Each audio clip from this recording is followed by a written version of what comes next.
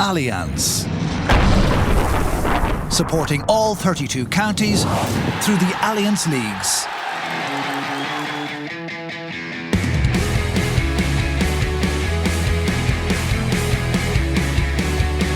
Hello and welcome to the Throw-In Independent.ie's GA podcast in association with Allianz. I'm Will Slattery, and unfortunately we do not have Michael Verney in studio this week. As always, he has been laid low with some car trouble allegedly, or at least that's his excuse this Monday morning. But I'm delighted to be joined by Donncha Boyle of the Irish Independent and Dublin legend Kieran Whelan as well. And Donncha, we'll go through a very interesting weekend in Allianz Football League action. But before we get into maybe a specific game, I guess referees have really been under the microscope for timekeeping issues and an incident in the Kerry Tyrone game, which maybe where we'll start, because I know Eamon Sweeney's a big piece on it in today's Irish Independent, where David Clifford received his second yellow card after a tussle with Tyrone cornerback Ben McDonnell. It was a classic one where the referee dished out 2 yellow cards for just a general melee, although it looked like Clifford was just pinned to the ground and didn't really do much, and it kind of put that sort of incident really, a big talking point now. Yeah, it was one of those sort of classic GA solutions to a classic GA problem. You see two fellas tussling, you just assume both people are equally guilty and dish out 2 yellows. I suppose at club level you kind of expect to see that sort of stuff, and it's probably accepted really at that level, but you do expect the county game for everyone involved, referees, umpires, linesmen, to be more sophisticated, to have seen all these sort of tricks before and to call it for what it was. Any of the footage I saw just showed that, essentially Clifford was wrestled to the ground. He did very, very little. People will say the referee should have done better, but I would look at his umpires and his linesmen there, because he was taking care of business, dishing out black cards, maybe 20 metres away at the time. And he turns around and he gets, obviously this is reported to him, and I suppose he gets no help from the people he's brought with him. So, they put him in a difficult spot.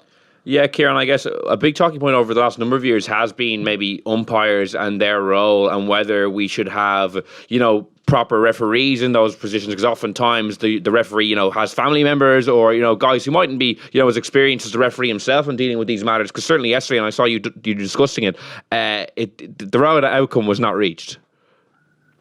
No, absolutely, and let's hope yesterday is a bit of a watershed moment. This has been kind of something that's creeped into the game over the last few years, where particularly big players are targeted on opposition teams. And listen, let's not kid ourselves.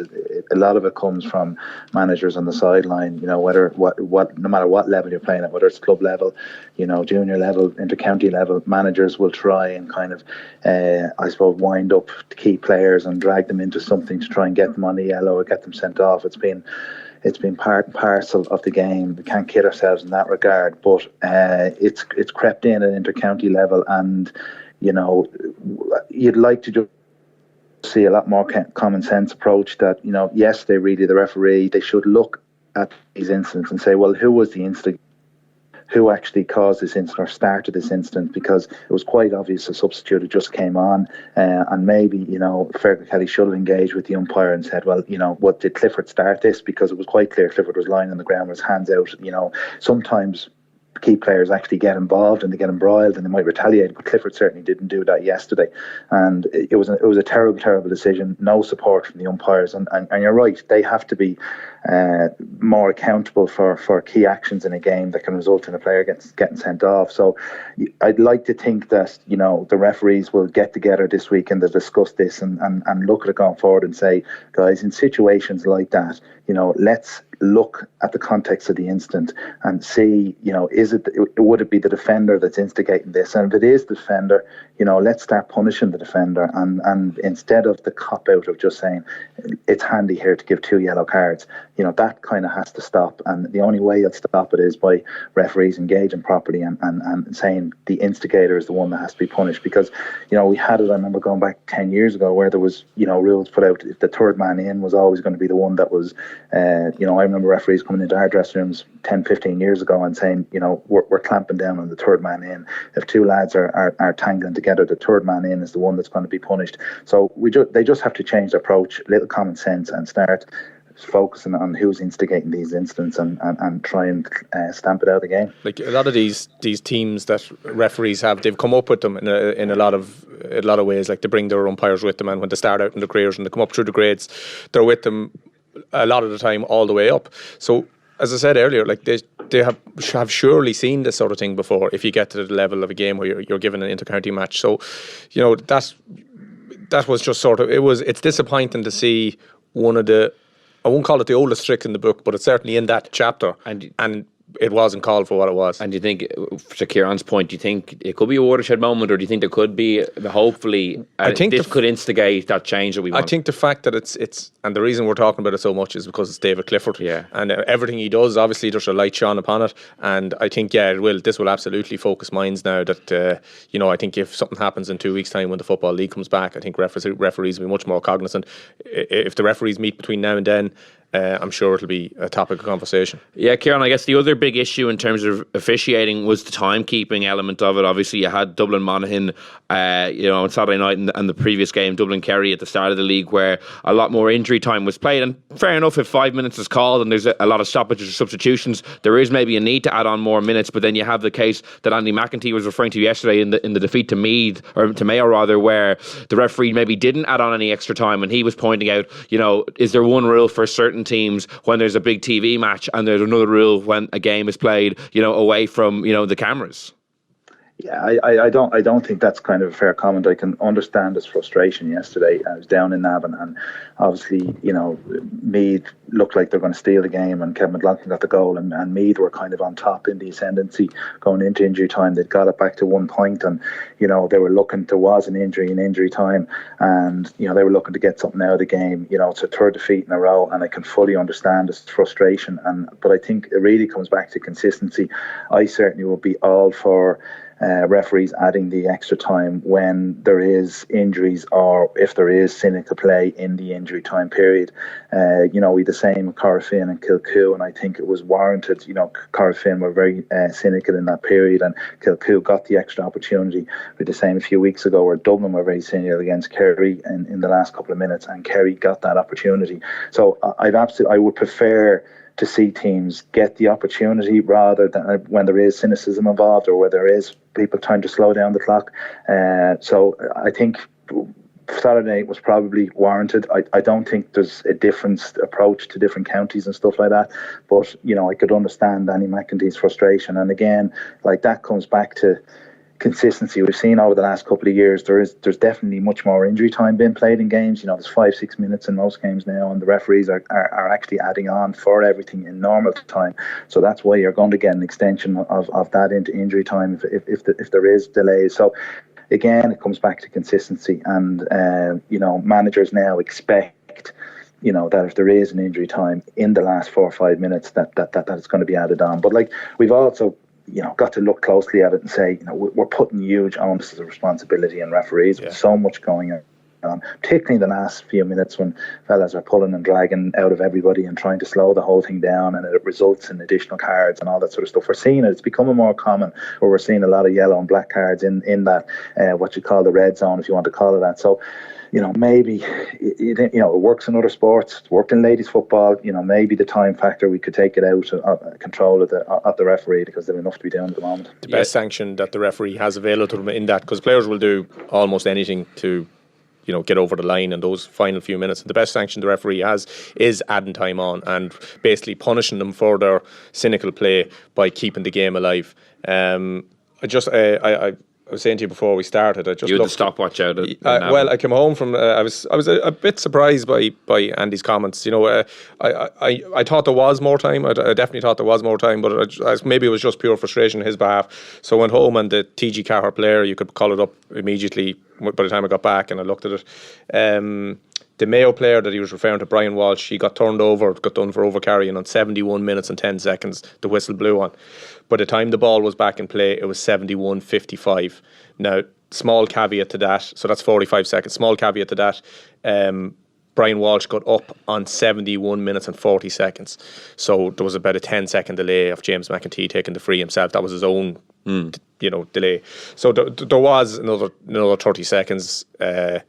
But as I think Kieran hit the nail on the head there, the referees have so much going on between advanced marks, black cards, yellow cards, the directive on head-high tackles. Like, you could go on, and to expect them to get everything absolutely spot on all the time is probably unrealistic. And I think we need to be helping them here with the regulations and the rules rather than maybe going after them for it. Yeah, possibly another watershed moment, as Kieran referred to earlier. And maybe just to get into the action, Kieran, as well. Obviously, the Dublin-Monaghan game was a very intriguing contest on Saturday night. I think that was Dublin's largest half-time deficit since the league semi-final against Cork in 2014. I think they were 9 or 10 points down against Monaghan.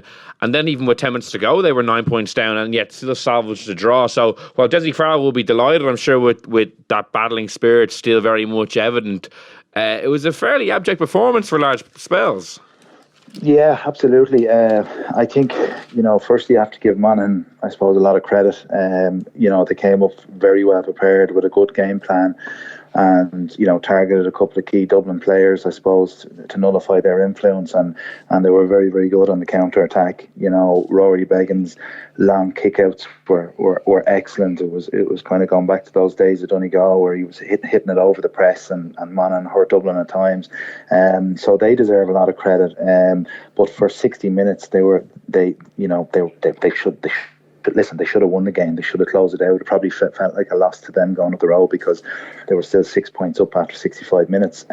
But Dessie will be, I suppose, he will be very disappointed, I think, with the first half. Dublin were lethargic. They looked heavy-legged. They stood off Monaghan. There was no intensity there. They struggled on a few of their own kickouts. Their forward play wasn't very direct. They were slow in their build-up play. They let Monaghan regroup. They never looked like they were going to, use the mark to any beneficial or go direct into that D area. So there was a lot of aspects of that game that just looked a little bit stale for that first 65 minutes, really. And they probably look back and say, well, they got out of jail. They got momentum. They put a bit of doubt in Monaghan's mind coming into that, and Kevin McMenam's goal was opportunistic, like a high ball in, and he follows it in, and it gave Dublin momentum coming into the injury time, and Monaghan probably got a little bit nervous, but probably didn't deserve to get out now of the game, if you be honest. And it will be something Dessie will look at. Listen, maybe they had a very hard week's training under their belt, and I think one of the things about this Dublin team is that they've been very, very focused on certain games in the league over the last few years, and certain teams like Kerry or Mayo, where there's a huge psychological edge to the games, they've been maybe a little bit more focused, and that focus wasn't there the other night, and Monaghan took advantage of it. Yeah, Donegal, from a Monaghan perspective, they'll be devastated. Like to have that buffer going in with 10 minutes to go, even entering injury time, I think they were 6 or 7 points clear. Yeah. And they had a lot of opportunities as well to kill the game, hit a couple of wides, like Rory Beggin, I know, who was really good, maybe put a free or two wide, and a few other opportunities went astray.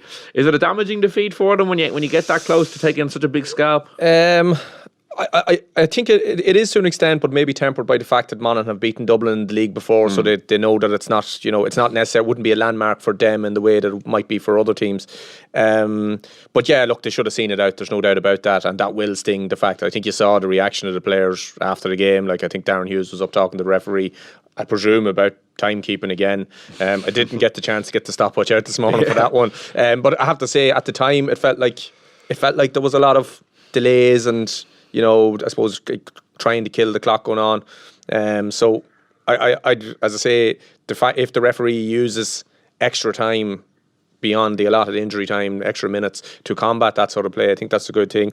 But look, the Monaghan have had a strange sort of ability to, certainly in the league anyway, to live with Dublin, which is it's not really clear how or why that they've been able to do it, but they have been able to do it every time. In the championship they've been, comprehensively beaten in their two meetings. And that's why I think that result yesterday, or the Dublin performance, you can take it with a large pinch of salt. You still have Conn to come back, Jack McCaffrey, Cluxton, brilliant players. So I think while Dessie, there will be some concern. I think maybe a couple of fellas might have played themselves out of the thing for the time being, at least, rather than there being any major flaw with the Dubs at the moment. Yeah, Kieran, because I guess we know so much about this Dublin team. They've been around for so long, but one aspect of it is maybe the new faces that Dessie played the other night. Darren Mullen, Dan O'Brien, Liam Flatman. I know Sean Bugler was involved in the Super 8s against Tyrone last year and got man of the match, but he didn't feature in any of the key games, and he's someone who maybe looks like he could play a big part in 2020. Like, what about the other guys that Dessie introduced? Like, how would you rate or assess their chances of maybe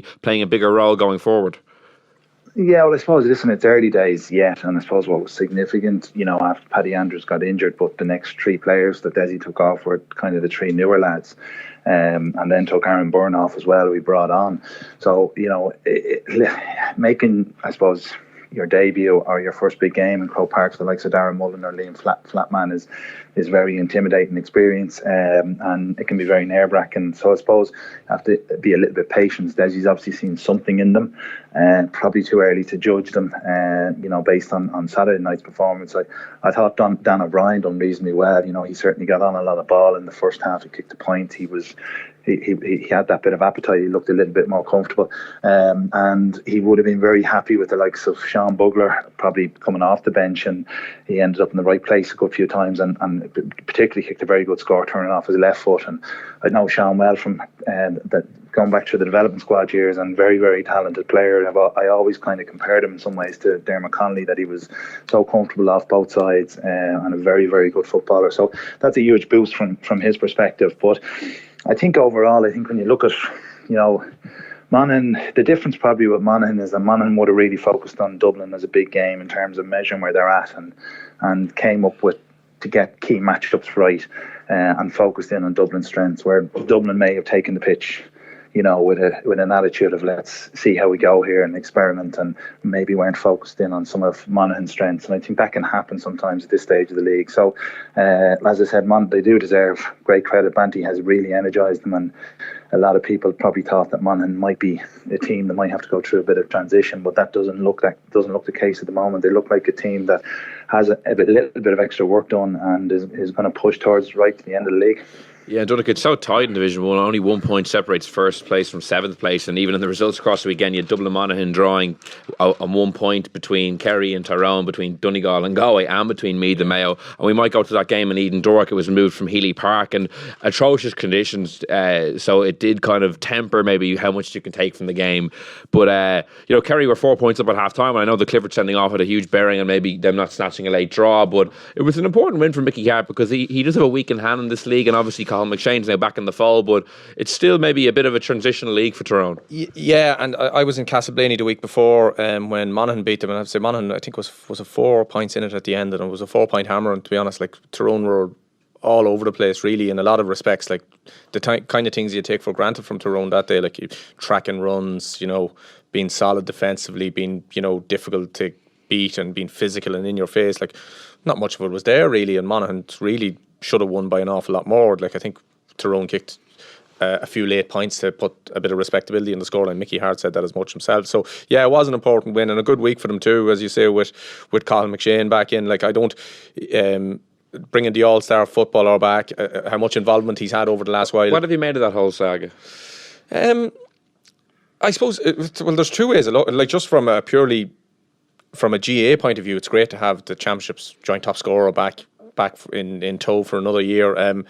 I'll be interested to see whether it means that the AFL have changed tack a little bit and are now looking at, rather than emerging young players and gambling on their ability to make the transition, if they're looking at fellas who are a little bit older. McShane is 24, and to say, right, well, these guys have the physical conditioning, they probably have the game intelligence, because there's enough similarities between the two matches, and then they take a gamble, right, can we get one of these guys over, and can we turn them into something? So I'm not sure if that will happen. I think the only did something on it last week, was it Kieran Sheehan was 22 when he went over, so otherwise they tend to be 18, 19, that general age.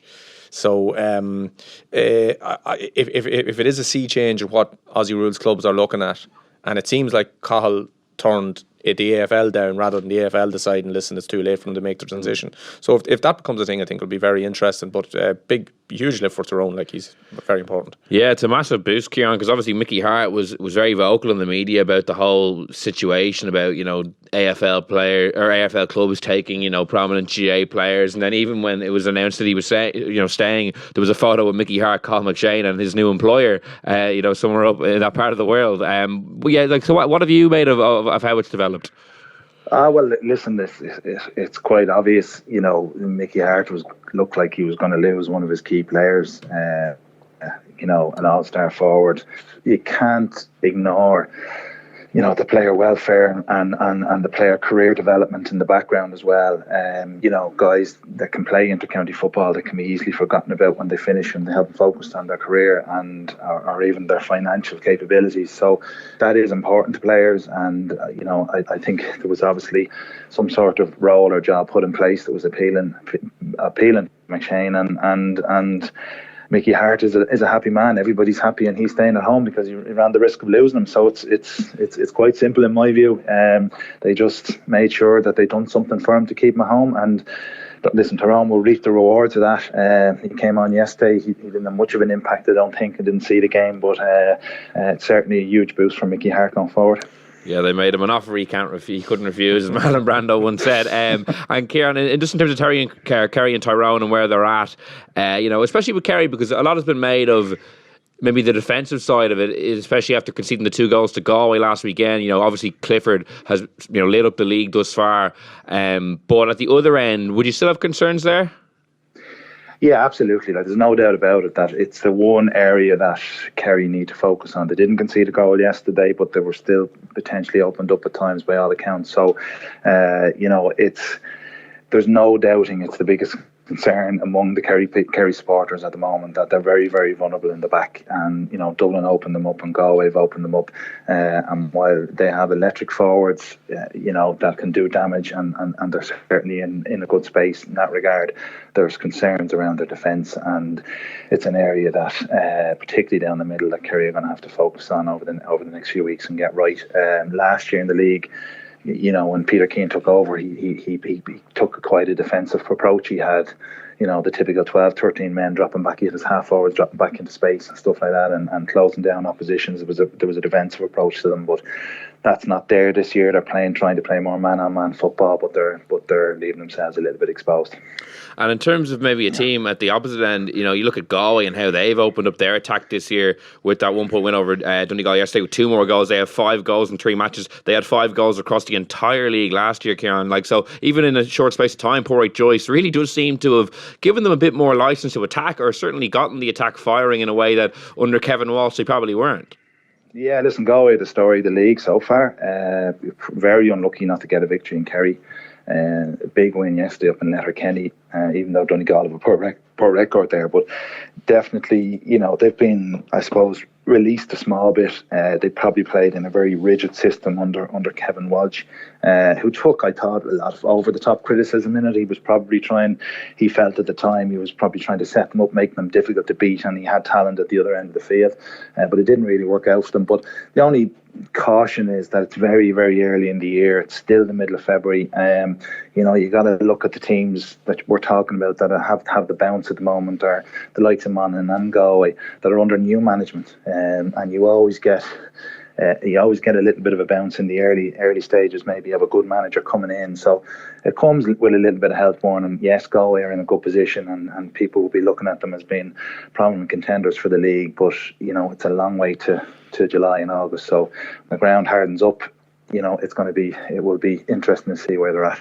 Yeah, because I guess if you can attack well, they're in a good spot, but these wintry conditions, ideally you're thinking, it certainly helps. Yeah, absolutely. You're in a good spot, but you can't underestimate the other end of the pitch as well. You have to have a solid defensive structure, and you have to have a plan B, and depends on who you're playing, whether you're going to outscore somebody.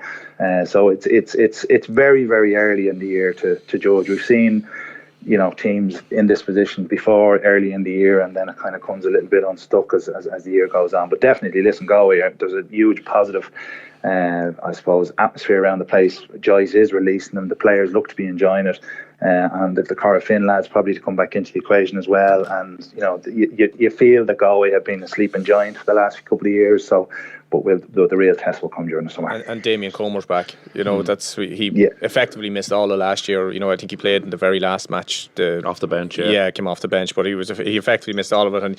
And like Shane Walsh is just the most fabulously gifted footballer around. Like, he's so good to watch. He does all the sort of stuff that it just all comes so natural and it's so easy to him. But Comer is a brilliant complement to all those sort of talents he have, because he's a very good footballer, but his raw power is so hard to deal with. So when you have the two of them playing well and playing in tandem, they're going to be a handful for any team. So they definitely have a bounce. But I think Kieran's right. I think we just need to wait until the summer until we make a final judgment on them. Yeah, Kieran, and one more question before we let you go. Obviously, the flip side in that game yesterday, Donegal 2-5 to 4 points ahead.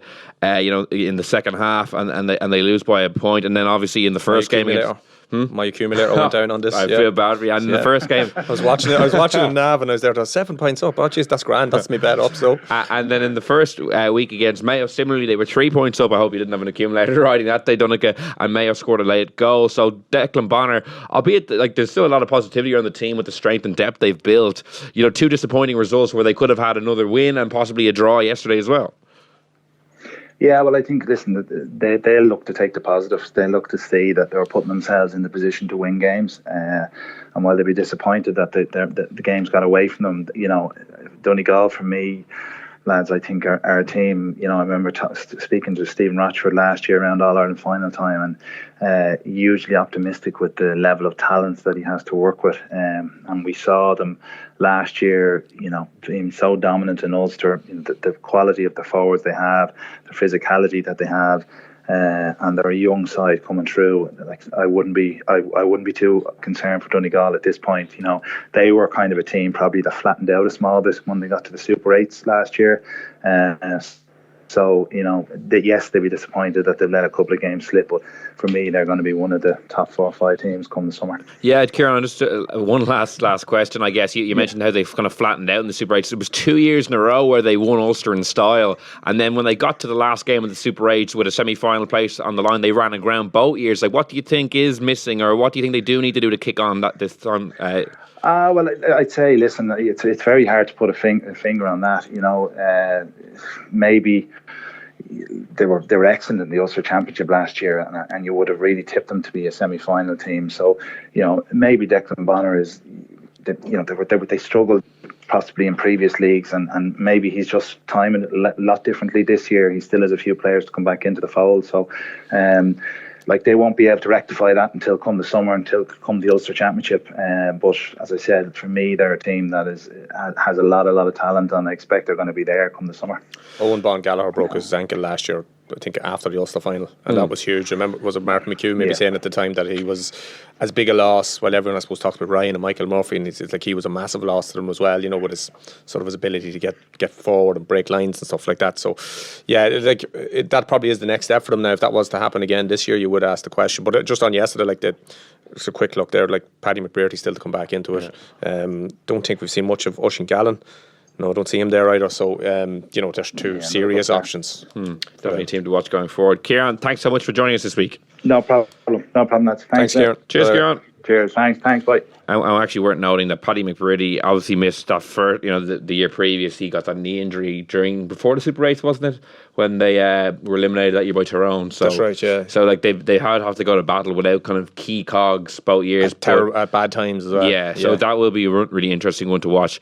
And just to finish up in Division 1, the game you were at, just to briefly touch a little bit more on it before we move on to some of the lower leagues. Kevin McLaughlin once again steps up for Mayo in a big spot in a league match. They've had a lot of guys coming in and out of the team obviously at this time of year, but he has always seemed to be one guy who stood up in key moments and really delivered for them. I sort of touched on that in my match report this morning. He's very good match report. When we talk, thanks very much, Will. That's what I came here for. That's the validation I need. We talk when we're talking about Mayo, and rightly so. We talk about Lee Keegan and Aidan O'Shea, and we talk about maybe Keith Higgins, Colin Boyle, all these fellas, and maybe in all that McLaughlin sometimes gets forgotten about, but he's an absolutely fabulous footballer. Unlucky never to have won an All-Star, actually. Unlucky never to have won an All-Star. And he's one of those fellas who's, if people do talk about him, they talk about how underrated he is. And I think anyone who's been paying attention really rates him. I asked James Horn about him yesterday after the game, and he was just full of praise for him in terms of his ability to do what he did, and particularly with his intelligence to play against the wind and when possession would be so vital and so important. And he got 1-2 off the bench yesterday. That was the entirety of Mayo's tally that they managed in the second half. They didn't score for 28 minutes, I think, and it was McLaughlin who got a left-footed free So yeah, look, he's just a brilliant footballer, and he caused the turnover as well that led to his goal. So yeah, it's funny you mentioned that 28 minutes sparring spell, because that's been like a real feature of Mayo, in general over the last while, is they do go long periods. I know there was terrible conditions. The conditions were terrible, but it has been a feature in a lot of games. It has been a feature in a lot of games. I suppose yesterday it can be excused to some extent because Meath didn't score for 25 minutes when they were playing against the Wind in the first half as well, and they have issues going forward and in terms of scoring enough. So I suppose, but there's a lot of Mayo are still waiting on a lot of fellas to come back.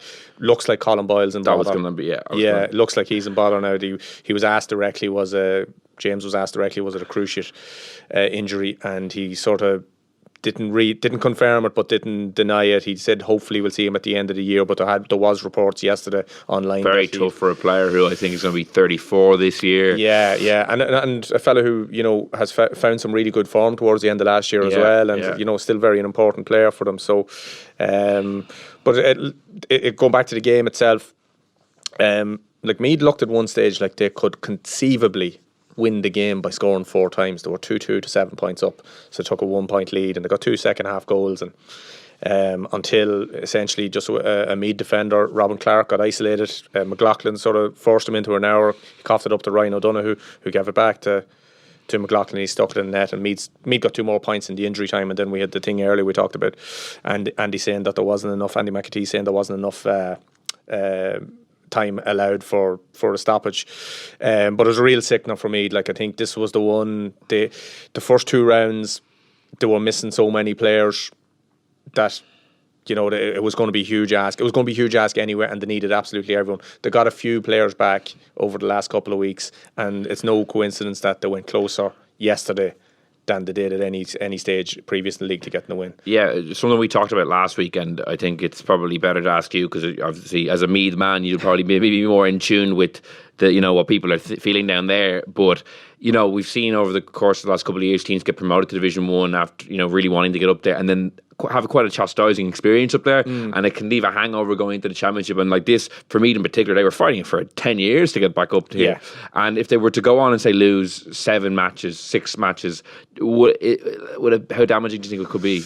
I think you touched on it there, because they were trying so hard and so long and were so desperate to get up. I think that in the medium and long term, at least, they'll be all the better for getting up and playing these 7 matches. I think it's very hard for them to see a way out of it now. They've Kerry and Dublin away in the next 2 matches, so it's very hard to see a way out of them now. I thought they needed 2 at least, and probably 3 points from the first 3 matches to give themselves a chance going into the Galway and Monaghan matches. I think are the last 2 with a chance of getting out of it. I suppose only time will tell in that regard. They have, I suppose, reached a level of consistency, and they did last year anyway, in terms of their performances against teams, and they won enough matches against teams similarly ranked or just below them to suggest that they were in the next tranche of teams beyond the top few. But that leap from the next bit, I did a piece before the league started, is huge. I think it's, you see Roscommon and Cavan were everyone's nailed on favourites to go straight back down last year, and they did. We did a league preview in last year's paper, and there was no uniformity of opinion on anything in terms of who'd get promoted, relegated, who'd be in the league finals, except for the fact that Roscommon and Cavan would go down. That was across 9 people, I think, and Dick Clerkin and Peter Canavan and all the reporters. So that is the next step now for Meath, and for all those teams in that group, Cavan, Roscommon, all those teams. Like that's the hill they're all dying on at the minute. Yeah, and just a quick look at maybe some of the lower leagues, and if we thought Division 1 was interesting with the spread of teams on a similar amount of points, just 2 points separates first from last in Division 2. Particularly crucial given that the teams that are relegated could be facing into a second tier championship. And interestingly, I guess, you had Armagh Kildare on Saturday night, again in terrible condition. So, in terms of the football, you don't maybe read too much into it. But in terms of Kildare, who would have advised the promotion now, it's 2 defeats in a row under Jack O'Connor. All of a sudden, they might be looking at the other end and conceivably looking. Now, it's maybe unlikely, but it certainly has been a very disappointing start to their league campaign. It has, and particularly because, as you said, it's such an important campaign. Like that's a mini championship in itself, because none of the teams in that group would want to would consider themselves being in the B Championship or whatever title we end up giving it. So yeah, Kildare are a funny one. Sometimes you look at them on paper, you're thinking, yeah, he's a good player. They're all good players, and you think that they should be a lot better than they are, but maybe be it the conditions or maybe just Kildare underperforming, but. Armagh were full value for a win by all accounts. Yeah. So, and a big win for Kieran McGeeney as well, because he's been working on that for a long time. I think if they can get out of Division 1, there'll be a lot of vindication for him. Into Division 1, into Year 6, and there has been a lot of buzz around Armagh the last while. Like they were narrowly beaten by Mayo in a very entertaining qualifier last year, having already taken a big scalp against Monaghan. Like they seem to be a team that could benefit from a promotion to Division 1, and also like with an eye to 2020 or the summer rather. Yeah, well, like. And it's a very simplistic thing to say, but it affects so many counties. Armagh seem to have all of their best players available to them. Like Jamie Clark was in and out for a long time. He's back now and has been back for a couple of years. There's the emergence of the O'Neills, who are two very good footballers, and there's been that continuity there with Kieran McGeeney as well. So they have a lot of the raw materials. I think Pat Spillane was saying it last night. They've good forwards, and that goes a long way towards making any sort of team. And you can't manufacture them, so I think they're in a good spot. But like Division 2, everyone's going to take lumps out of each other. You saw Roscommon's first 2 games like that. Well, and exactly like Armagh, I think was the final score 16-10 to Armagh. Yeah. They lost 16-10, I believe, to Laois the week previous, in a result no one expected. It just shows the flux. And even if you're looking at Westmeath with 2 victories on the board already, they probably would have been one of the favourites to go down. Now they're in a decent position, especially if you're looking towards the 2 teams going down being potentially in a second tier championship. Like it's going to be a very, very interesting finish to this league. I think we could have some sort of a Super Sunday at the end of that Division 2. I think you could have maybe 6 or 7. You could even have 8 teams as well. all within a chance of either going up or down, depending on. You'll definitely have a handful of teams in the shake-ups at both ends. So that's going to be very interesting. And I think we knew that as well. Division 2 is always going to be a dogfight. That's going to be priority for pretty much all those teams. And then maybe a quick look at Division 3 Cork with another fairly comprehensive win over Down and Porky Keeve. I think there was only 1,500. You can see the photo there in the Irish Independent in front of only about 1,500 people. It must have felt like a very cavernous atmosphere.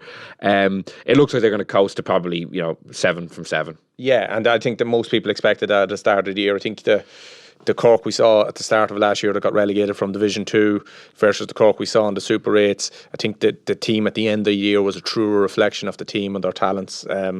And again, another team with good forwards and makes a huge difference. And they have a lot of when you can rack up scores in even conditions. 16 points in those conditions is more than decent. So that'll carry them a long way. And I guess we're talking about the people who might fall through the trapdoor in Division 2. Conversely, the team who goes up with Cork, it will be huge. And you're just looking at like Longford start, for instance, they're unbeaten. They've beaten Leitrim and Louth and Drummond Offaly. Maybe to some of the weaker teams in the division, but they've given themselves a fighting chance if they pick up another result or 2 against the head of potentially getting promoted. Yeah, and I suppose all of the. At this stage of the league, everyone's still in the fight, more or less. Yeah. Nothing's gone, maybe with the exception of Meath because of the fixtures have coming. But if you look at the other, more or less every team in the other 3 divisions, they're all still in the fight. So Limerick carrying on, they're a very good start as well in Division 4. Won the McGrath Cup and now they're 3 from 3. Sligo hadn't won; their game was off obviously, but they hadn't won in. I did it before. I think the first round is more than 600 days. I think since their last win in league or championship, and they've 2 from 2. So there's a couple of little stories and plots emerging, and we'll just have to watch them to see how they get on. Yeah, and an important win for Derry as well. They had a slow start under Rory Gallagher, beating Tipperary as well. They'd be a team who definitely would have eyes on getting promoted in Division 2, and if they hadn't picked up that victory over Tipperary, it was looking very precarious for them. Yeah, and I suppose, and a big defeat for Tipperary as well, because if they had to win that, they would have been up on 5 points and they'd be in second. So but there's going to be loads of more twists and turns in that Division 3, because as much as Division 2 is a dogfight to make sure they all want to stay up in the top flight, the two Sam Maguire spots, if you want to call them that, in Division 3 are going to be again, most of those teams would consider themselves. They should be playing Sam Maguire football. I would certainly be aiming for it. I don't think anyone will be saying, do you know what, the B Championship will suit us here now, we'll give it a proper rattle, because I still think there's a suspicion around it. And in terms of how it'll be met by players. Exactly, another thing to look forward to later in the year, or to follow with interest, and another good weekend of a great, interesting weekend of Alliance League action. But in the meantime, Donnacha, thanks so much for joining us. I'm filling the void. Michael Verney left with his alleged car trouble. Yeah, I think Michael got his day off yesterday too. Was his game cancelled? I think he was meant to be doing Laois. Yeah, well, he was tweeting about the Laois Cavan game. Yeah, I think he was meant. So his game was cancelled. Oh, so yeah. That means he wasn't working yesterday. He was meant to. Probably back and I to just want Vegas. this on the record. So we'll have to report this to whoever's on the fifth floor. Report this to HR. And then his car trouble didn't make it for the podcast this morning at 11:15 in Dublin. I want to see an invoice from a mechanic to make sure this is actually legit.